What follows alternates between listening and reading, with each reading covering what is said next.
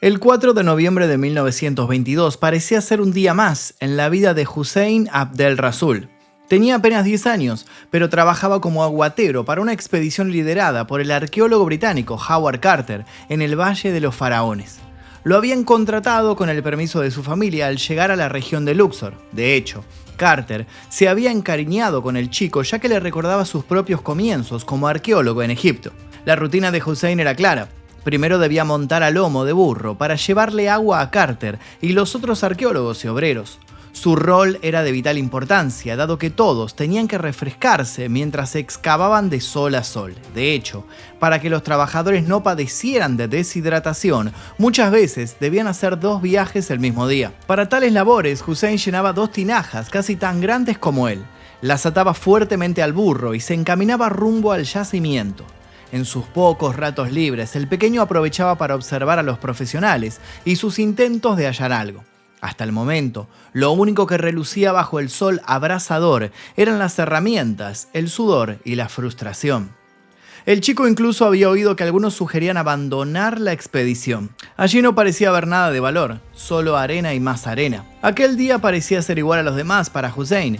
Llegó a primera hora de la mañana y escarbó un poco en el terreno para acomodar sus tinajas. Fue entonces cuando sus dedos chocaron contra un material sólido y liso. No podía ser una roca. Escarbó más y descubrió algo que no había visto en todo aquel paraje: un escalón. Miró alrededor en busca de Carter, que todavía no había llegado. Sin perder un segundo, le avisó a los obreros, quienes rápidamente lo ayudaron a seguir cavando. Ninguno de ellos lo sabía, pero su accidental hallazgo cambiaría la historia para siempre, pero no nos adelantemos. La historia antigua genera una fascinación incomparable, sobre todo cuando se trata del antiguo Egipto. Las historias de faraones y dioses son tan imponentes y eternas como las pirámides que se elevan sobre el paisaje desértico. La devoción por la cultura egipcia cobró una fuerza decisiva gracias al hallazgo de la tumba de Tutankamón, un hecho que torció para siempre la historia de la arqueología y de la humanidad entera. Pero las alegrías y los festejos dieron pie a una serie de hechos terribles y la idea de que una maldición sobrevolaba el descubrimiento. ¿Por qué Tutankamón fue tan importante? ¿Quién fue el verdadero héroe de esta hazaña? ¿Existe realmente una desgracia que afectó a todos los involucrados? ¿Qué tanto impactó todo esto en la cultura popular? Para saber las respuestas a estas y otras preguntas, viajaremos hasta el 4 de noviembre de 1922, el día que se descubrió la tumba de Tutankamón. Aunque ahora parece un nombre conocido por todos, ¿quién fue Tutankamón miles de años antes de convertirse en una momia legendaria? En primer lugar, fue un ser humano, aunque no cualquiera. Nació en el año 1342 a.C., en el seno de una familia de la realeza. Su padre, el faraón Akenatón, formaba parte de la dinastía 18. El grupo que gobernó Egipto entre 1575 y 1295. Tutankamón creció en medio de poder y lujos, pero en muy poco tiempo se terminó su infancia. Tras el fallecimiento de su padre en 1332 y con tan solo 9 años, fue ascendido al trono. Además de su extrema juventud, debió atravesar un desafío crucial que marcaba el inicio de una nueva era. Akenatón había querido romper con el politeísmo imperante en Egipto para imponer un monoteísmo que le rindiera culto al dios Atón. En este convulso panorama, y aún siendo menor de edad, Tutankamón aprendió a imponer su autoridad. Rompió con las imposiciones previas de Akenatón y permitió que los egipcios pudieran volver a adorar a los dioses que quisieran, aunque la prioridad la tendría Amón, considerado el rey de los dioses y creador de todo lo existente. De hecho, Tutankamón significa imagen viva de Amón. Tal era su fervor por esta deidad que hizo restaurar monumentos en su honor, que habían sido destruidos. De adolescente, el faraón también se encargó de que la capital fuera trasladada. De ubicarse en Ajetatón, una ciudad construida por su padre, la cambió a Tebas. En apenas 9 años, Tutankamón tuvo logros que le valieron el respeto de su pueblo. Sin embargo, su reinado y su vida fueron breves. Según estudios realizados por la medicina moderna, su salud siempre fue delicada. Padecía una deformidad en el pie izquierdo, una columna vertebral curva y un paladar hendido. Existen teorías que dicen que estos problemas derivaban de la endogamia de la familia real. Por eso sentía dolores terribles y su sistema inmunológico era débil. Así contrajo malaria y se supone que esta enfermedad le arrancó la vida en 1325 a.C., es decir, cuando tenía apenas 18 o 19 años. Sin embargo, no se conservaron registros exactos de su fallecimiento y esto daría pie a las teorías de las cuales vamos a hablar más adelante. La pérdida del faraón adquirió un significado importante. Por su juventud, Tutankamón no tenía descendencia, lo que marcó el fin del linaje real de la dinastía 18. Su cuerpo fue momificado según los procedimientos correspondientes, pero su sepultura fue en una tumba demasiado simple para una figura de su estirpe. Según los estudiosos de la cultura egipcia, aquello pudo deberse a que la repentina partida del monarca no dio tiempo a terminarla. Aún así, y como en el caso de otros faraones, se colocaron allí elementos representativos, como objetos de uso personal, comida, joyas, muebles, la diadema real y la máscara funeraria. Esta última atrajo especial atención en todo el mundo y se convertiría en ícono de la cultura egipcia tal como la conocemos. Estaba hecha de oro y tenía incrustaciones de piedras preciosas. Sin embargo, antes del descubrimiento a inicios del siglo XX, la memoria de Tutankamón y su linaje estuvo cerca de desaparecer. Los faraones que lo sucedieron se dedicaron a construir su propia estirpe y consolidar un nuevo orden. Por eso, aplicaron el damnatio memoriae. Esta práctica era común en el antiguo Egipto y consistía en la eliminación del nombre y las imágenes de una persona de los registros históricos y monumentos. De esa manera no se la eliminaba de la memoria colectiva, pero su prestigio quedaba degradado. Pasaba a ser alguien que corría el riesgo de ser olvidado y despreciado. En el caso del joven faraón, ni siquiera hubo respeto por su tumba. Sobre ese terreno levantaron otras construcciones. Por todo esto, Tutankamón tardaría varios siglos en volver a tomar relevancia. Y lo haría gracias al equipo de un arqueólogo tan ambicioso como osado. A comienzos del siglo XX nadie conocía tan bien las tierras egipcias como Howard Carter. Había nacido y crecido en Gran Bretaña, dentro de una familia acomodada. Podría haber elegido una vida segura, pero de muy joven descubrió sus grandes pasiones, el dibujo inspirado por su padre y el antiguo Egipto. Su primera gran oportunidad llegó en 1891. Con apenas 16 años y ninguna formación profesional, consiguió que la Egypt Exploration Society lo enviara a la tierra de los faraones. Su talento para las ilustraciones resultó crucial para que el arqueólogo Percy Newberry lo contratara para copiar pinturas, esculturas e inscripciones de tumbas. Carter impresionó a todos con sus reproducciones del templo de la reina Hatshepsut y gracias a Newberry y otros arqueólogos aprendió el oficio en el que se destacaría años después. Comprendió especialmente la importancia de excavar valiéndose de métodos científicos. La carrera de Carter parecía encaminada a la arqueología, pero no todo resultó fácil. El dinero comenzó a escasear y él no quería volver a Inglaterra. Amaba Egipto y deseaba quedarse, aunque debiera ingeniárselas para sobrevivir. Por eso trabajó haciendo ilustraciones y vendiendo antigüedades, lo que fuera necesario para seguir en contacto con aquella cultura y su gente. Era consciente de que había mucho por descubrir y quería formar parte de esas expediciones que pasaban semanas enteras excavando en las tierras donde se desarrolló el antiguo Egipto. Sus sueños empezaron a cobrar forma en 1909, cuando conoció a George Herbert, quinto conde de Carnarvon. El aristócrata inglés pasaba una temporada en Egipto, donde se recuperaba de un accidente automovilístico. Y pronto quedó cautivado por la cultura local. Esto llevó a George a querer financiar una excavación en algún lugar con potencial arqueológico, pero no sabía cómo obtener el permiso del Servicio de Antigüedades de Egipto. Carter conocía gente, sabía excavar y, sobre todo, necesitaba trabajo, por lo que se volvió su empleado. Esta colaboración recién cobró fuerza en 1914, cuando Lord Carnarvon contó con los permisos para excavar en el reconocido Valle de los Faraones. La mayoría de los arqueólogos evitaba esa zona, ya que casi todas las tumbas habían sido saqueadas. Ni Carter ni el conde permitieron que eso los detuviera. Apostaron por hallar una tumba que aún quedaba sin descubrir, la de Tutankamón. De hecho, el faraón ya se había convertido en una especie de leyenda. Carter había leído sobre él gracias a inscripciones en monumentos y en algunas piezas que había encontrado en excavaciones previas, pero nadie lograba dar con la momia. A Lord Carnarvon le entusiasmó el desafío, por lo que aceptó gustoso financiar una expedición. Con una autorización y un capital generoso, Carter reunió a un grupo de obreros y a Richard Bethel, quien sería su secretario. Así se embarcó en una aventura tan grande como las dificultades que debió atravesar. Carter y su equipo comenzaron a trabajar en 1914. Estaban preparados para jornadas arduas bajo el sol de Egipto, en un territorio árido y difícil. pero la experiencia resultó aún más dura de lo que imaginaron.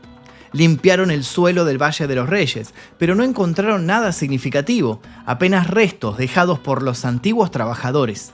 Tal como habían comentado los otros arqueólogos, parecía no haber más nada en esa zona. Carter quiso seguir buscando, pero debió interrumpir la tarea cuando ese mismo año se desató la Primera Guerra Mundial. Si bien el conflicto tenía lugar en Europa, no fue posible continuar con la misión, y eso desmoralizó al arqueólogo, a Lord Carnarvon, a Bethel y a todos los involucrados. La contienda se extendió por años, por lo que parecía que nunca podrían retomar la búsqueda de la tumba de Tutankamón. Pero no perdieron el entusiasmo y cuando la guerra terminó en 1918, retornaron con energía renovada al Valle de los Reyes. Como sucedió al principio, la rutina de excavaciones culminaba siempre en la nada. La lentitud del procedimiento y el cansancio amenazaba con enloquecer al grupo. Carter podría haber desistido, pero redobló su apuesta y le pidió lo mismo a sus hombres.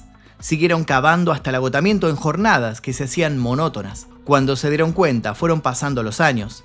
1919, 1920, 1921. A comienzos de 1922, hasta el propio Lord Carnarvon estaba perdiendo la paciencia.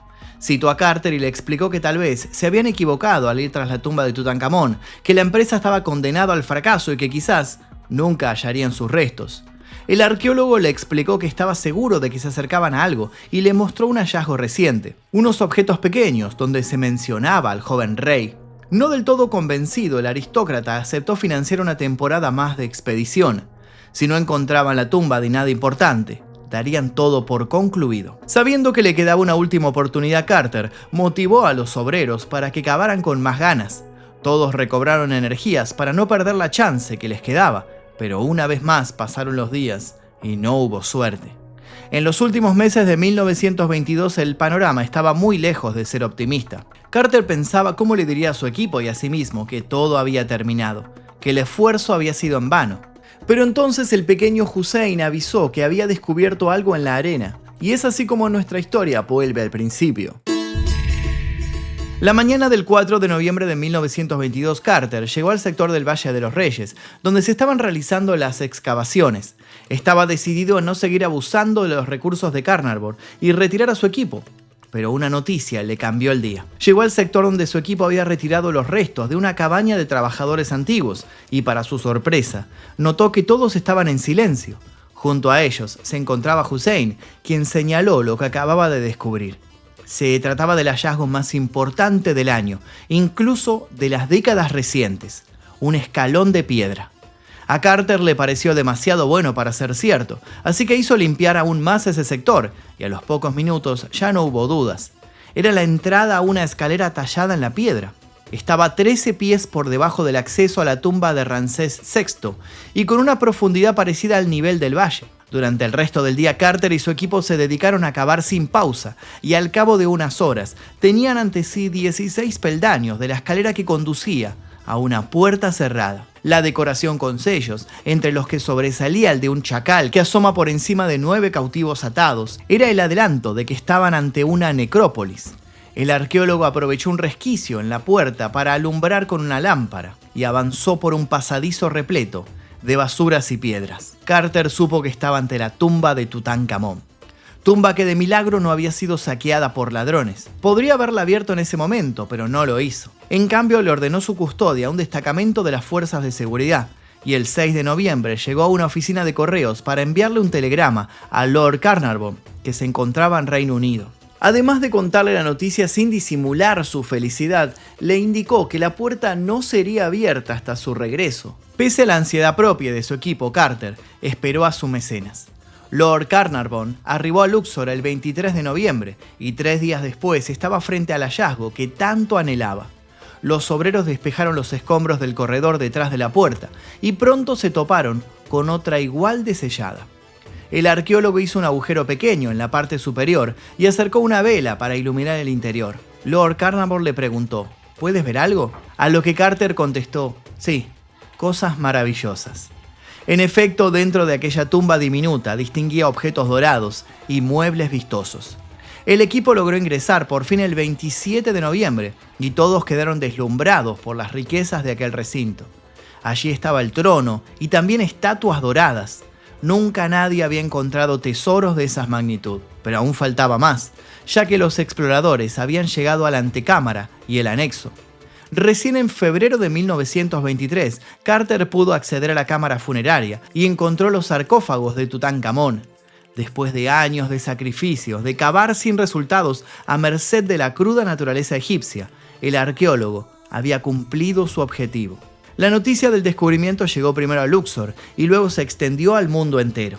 Carnarvon fue rápido y astuto. Vendió los derechos de la exclusiva al diario The Times de Londres y así obtuvo 5.000 libras por contar la historia.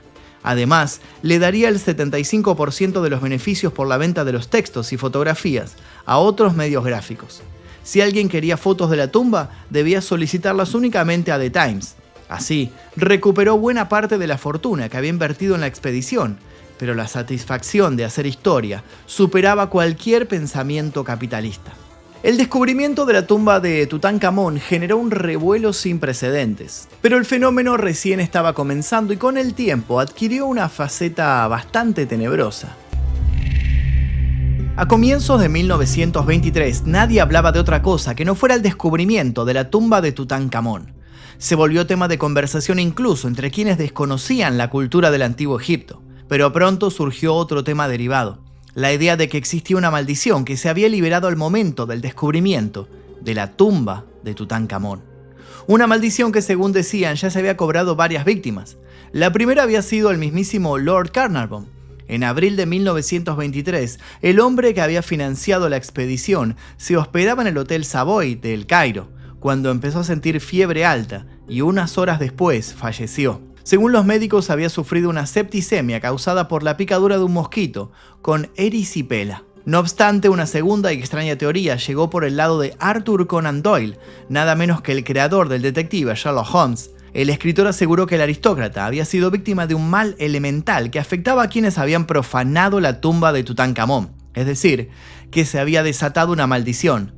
Conan Doyle era un fanático de las historias de fantasmas y creía fervientemente en la existencia de fenómenos paranormales que podían afectar a los seres humanos. Las palabras de Doyle cobraron más fuerza 5 meses después, con la noticia de que el coronel Aubrey Herbert, hermano de Lord Carnarvon, también había fallecido. Él había presenciado las últimas etapas de las excavaciones y murió a causa de problemas respiratorios. Otro visitante de la tumba fue George J. Gould, un financista estadounidense que tiempo después perdió la batalla contra una neumonía devastadora. Más misteriosa fue la partida en 1929 de Bethel, el secretario de Carter. En su caso, nunca pudo precisarse la causa. Ante la seguidilla de muertes, las miradas apuntaron a Carter, la cara más visible del descubrimiento, como si sobre él pendiera un destino oscuro. Sin embargo, se mantuvo saludable por mucho tiempo y hasta disfrutó del impacto de su proeza. Falleció en 1939 por causas naturales, tenía 64 años. Además de los decesos, hubo reportes de hechos extraños alrededor de la tumba y de otros de los involucrados en su descubrimiento, desde tormentas repentinas hasta cortes de energía sin explicación, pasando por accidentes y enfermedades entre los obreros que habían acompañado a Carter. También se señaló la presencia de una cobra en la expedición, un animal asociado a la realeza en Egipto. La maldición de Tutankamón se volvió tan famosa como el propio descubrimiento, pero con los años surgieron voces que intentaron explicar las tragedias de modo racional. Por un lado, se dijo que había sido una versión instalada para alejar a posibles saqueadores. Por otra parte, surgió el mito de que era puro marketing, para aumentar la fascinación por el hallazgo. En las últimas décadas, estudios científicos determinaron que al abrir la tumba se podrían haber liberado hongos o bacterias mortales que crecieron durante siglos en los féretros cerrados, principalmente el hongo Aspergillus, muy común en las momias. Aún así, no fue posible determinar que Herbert, Gould y Bethel hayan muerto por estas afecciones. Sin importar si el mito existe o no, lo cierto es que enriqueció la leyenda alrededor de Tutankamón. A más de 100 años de su descubrimiento, la tumba de Tutankamón sigue ejerciendo un magnetismo único y se mantiene vigente. Desde el principio influyó fuertemente en la cultura popular, dando pie a pinturas, libros, canciones, prendas de vestir, videojuegos, documentales y sobre todo películas.